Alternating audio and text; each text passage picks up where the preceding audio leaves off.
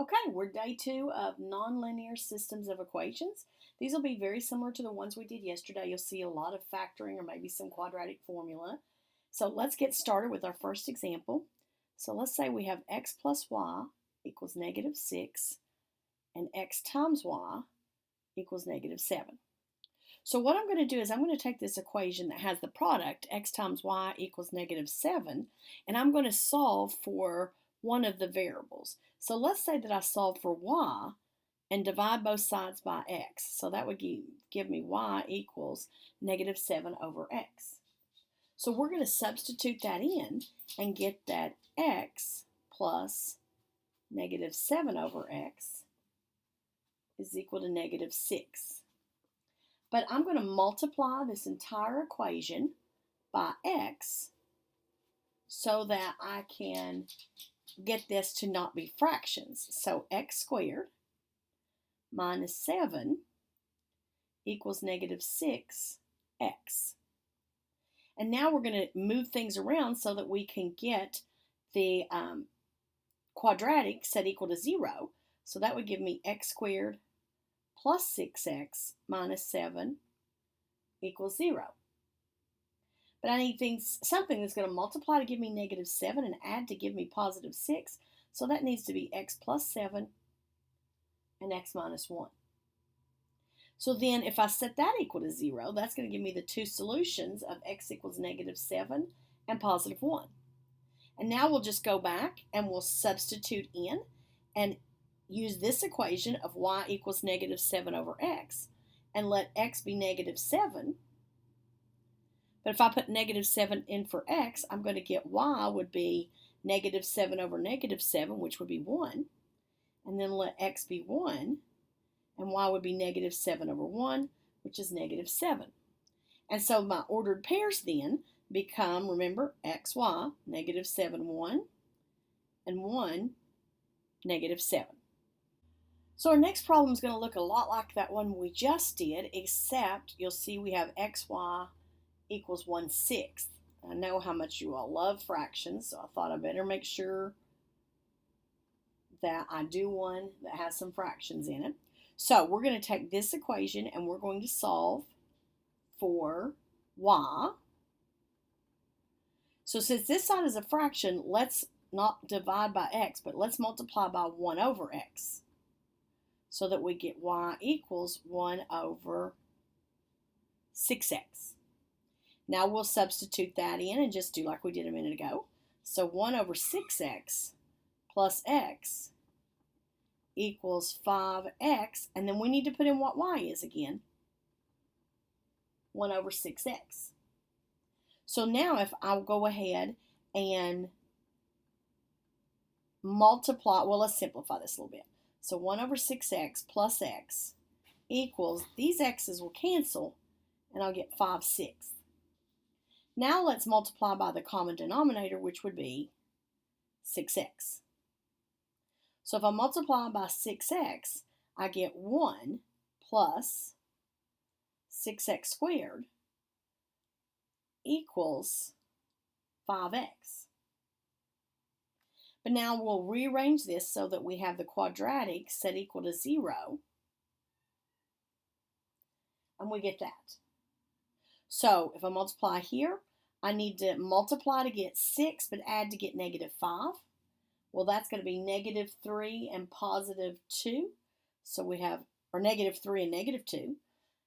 6x squared minus 3x minus 2x plus 1 equals 0. But now, factoring by grouping, if I take the first two terms, I can take out a 3x and get 2x minus 1. And then in the last two terms, all I can do is factor out a negative 1. And that's going to give me 2x minus 1. But now we can take out 2x minus 1 and get 3x minus 1. But if I set those equal to 0, I'm going to get x is a half and x is a third.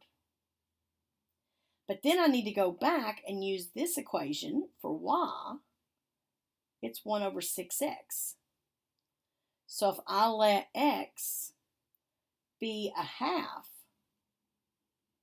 I get 1 over 6 times a half, which is going to give me a third. And if I let x be a third,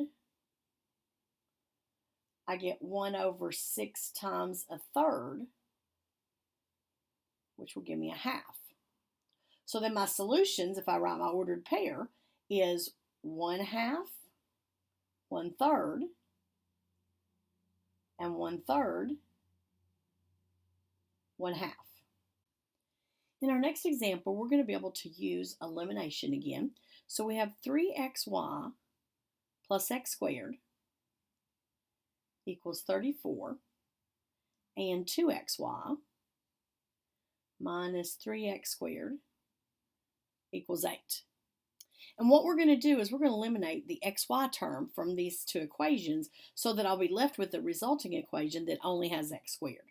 So I'm going to multiply my top equation by 2 and my bottom equation by -3.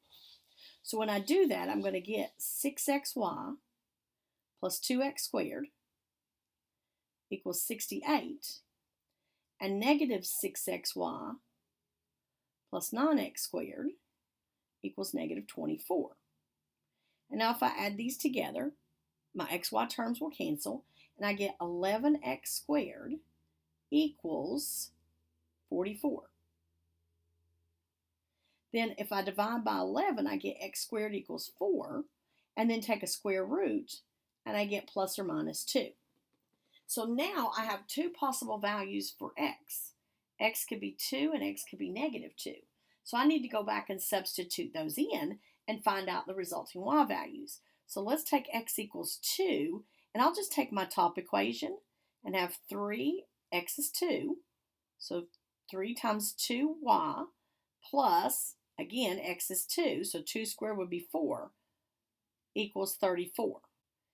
And then if I do 3 times 2, I get 6y plus 4 equals 34. So 6y is going to equal 30, and that makes y 5.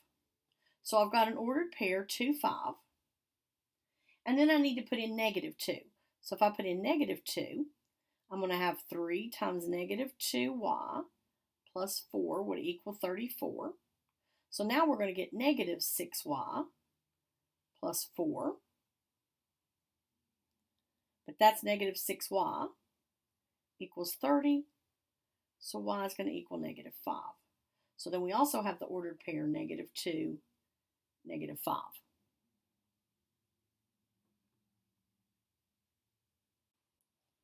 Let's go back now and look at an example that involves some fractions.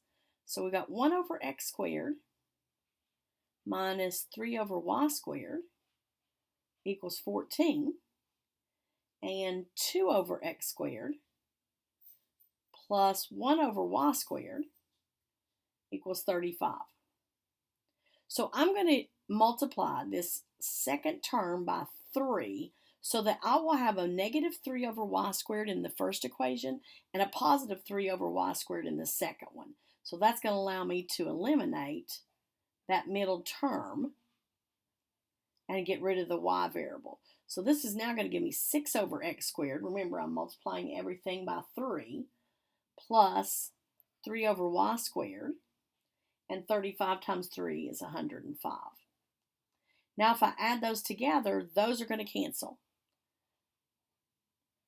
And that's going to give me 7 over x squared equals 119. Then I'll multiply both sides by an x squared and get 7 equals 119x squared, and divide by 119, and I get 1 over 17. But then I'm going to need to take a square root, so that makes x plus or minus the square root of 17 over 7 when I rationalize the denominator. But now I need to solve for y. So we're going to erase a little bit out of here. let's go up here and take one of our equations, and I'll just take this first one. So we're going to have 1 over x squared. Well, actually, if we go back, guys, x squared was right here, 1/17. So back at this part of our equation, I can put in that x squared was 1/17. So this would be 1 over x squared, which is 1 over 1/17, minus 3 over y squared equals 14. But 1 over 1/17 is actually 17. Now if I subtract a 17, I get negative 3 over y squared would equal negative 3. Multiply by y squared, negative 3 equals negative 3y squared. So y squared is going to equal 1, which means y, when I take a square root, would be plus or minus 1. So then that gives me when I used positive square root of 17 over 17, that would give me plus or minus 1. So there's two solutions, square root of 17 over 17 and positive 1, and negative square root of, and it's still positive, square root of 17 over 17, negative 1. Now, what would have happened if I would have gone back and used negative square root of 17 over 17? When I replaced the x squared, I'd still end up with a 1/17 again. So that, because it's going to get squared, the negative won't make a difference. So I'd still get 1 over 1/17. So what'll happen is I'll end up getting these values again for y, plus and minus 1. So there's two more solutions. Negative square root of 17 over 17, 1, and negative square root of 17 over 17, negative 1. In our next example, we're going to see a problem that involves a quartic, an x to the fourth. So we've got x to the fourth equals y minus 1, and y minus 3x squared plus 1 equals 0. So I'm going to take this first equation because I noticed that both equations have powers of 1 for my y variable. So I'm going to solve for y. And if I do, I get y equals x to the fourth plus 1. But then I'm going to substitute that in to this equation for y and get x to the fourth plus 1 minus 3x squared plus 1 equals 0. But that's x to the fourth minus 3x squared plus 2 equals 0. Well, now you can notice that I have a quadratic, so I'm going to factor this like we normally would factor, and I'm going to find things that multiply to give me 2 and add to give me negative 3, and that's going to give me x squared minus 2 and x squared minus 1. But then I can either factor x squared minus 2 or set it equal to 0. So I'm going to leave it for right now. But I do know how to factor x squared minus 1 to x minus 1, x plus 1. Or we can factor this, if you want, to x minus the square root of 2, x plus the square root of 2. So if you don't see that you can factor that way, that's fine. What you'll do is you'll just take x squared minus 2 and set it equal to 0.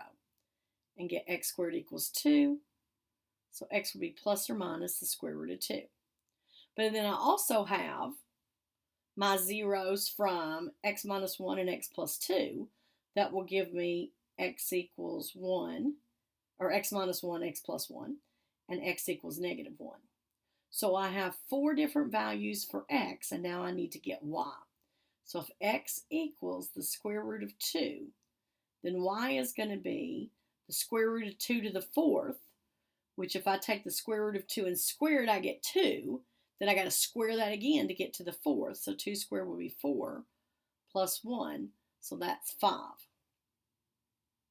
If I use x equals negative square root of 2, I'm going to get the same thing, because when I square that negative, it's going to end up being positive.